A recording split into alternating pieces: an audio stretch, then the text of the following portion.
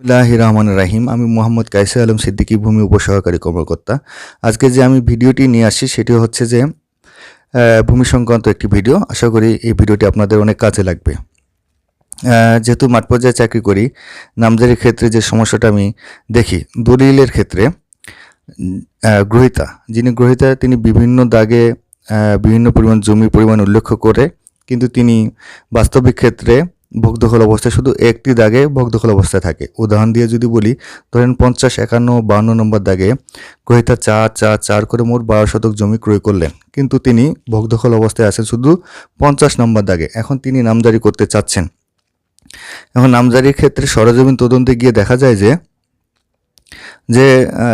50 নম্বর দাগে দলিল আছে 4 শতক জমি, কিন্তু তিনি 12 শতক জমি নামজারি করতে চান। সেক্ষেত্রে তিনি 12 শতক জমি নামজারি করতে পারবেন না, শুধু 4 শতক জমি নামজারি করতে পারবেন।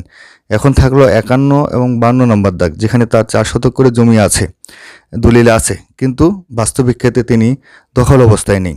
নামজারির ক্ষেত্রে দখল অবস্থা একটা অন্যতম গুরুত্বপূর্ণ প্যারামিটার বলে বিবেচিত হয়, বা হচ্ছে যে যারা ভোগ দখল অবস্থা আছে তারা এক্ষেত্রে অপোজ করতে পারে, সামহাও একটা ক্রিটিক্যাল এনভায়রনমেন্ট তৈরি হতে পারে।